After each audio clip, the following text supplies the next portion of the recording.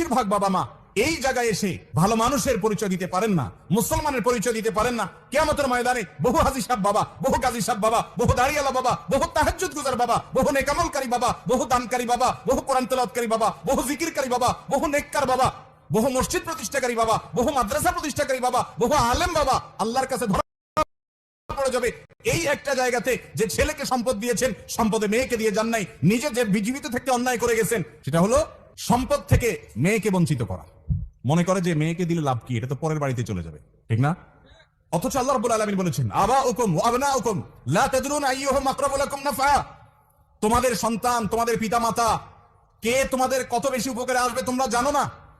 আল্লাহ তাআলা যে সম্পদে ভাগ দিয়েছেন, সেই ভাগ অনুযায়ী সবাইকে দিয়ে দিবে।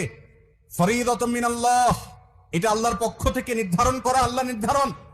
আল্লাহ শুরুতে বলেছেন, ইউসিকুমুল্লাহ ফি আওলাদিকুম, তোমাদের সন্তানদের ব্যাপারে আল্লাহ ওসিয়ত করছেন।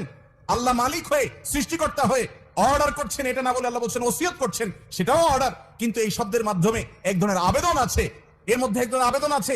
আল্লাহ ওসিয়ত করছেন সম্পদ বন্টনের ক্ষেত্রে, এটা আল্লাহর নির্ধারণ, খবরদার এটা তুমি এটাকে চেঞ্জ করার ইখতিয়ার তোমার রাখো না। তোমার সম্পদে তোমার ছেলের যদি 1 আনা হক থাকে, মেয়ের 8 আনা আছে। তোমার ছেলের যদি 50 টাকা হক থাকে, মেয়ের 25 টাকা আছে। আপনার ঘরে জন্মগ্রহণ করেছে, সে আপনার সন্তান, তার পাওনা হয়ে গেছে, এটা আপনাকে দিতে হবে।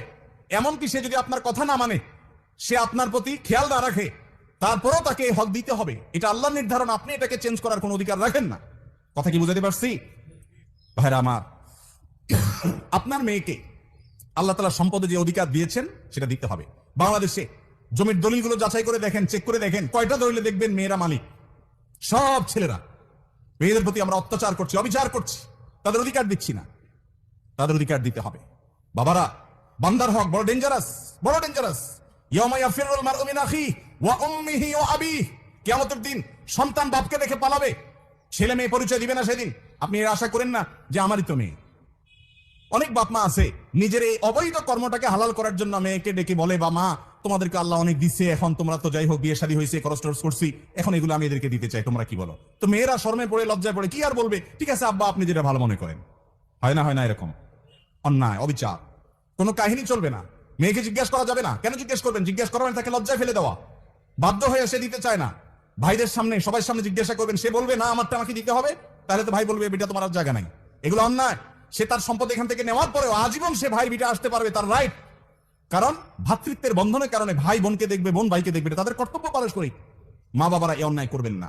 সম্পদ দেওয়ার ক্ষেত্রে বৈষম্য করবেন না, বান্দার হক নষ্ট করা হয়, এই ক্ষেত্রে সন্তানের বিষয়টা খেয়াল রাখবেন। এর পাশাপাশি সন্তানের মধ্যে সমতা বজায়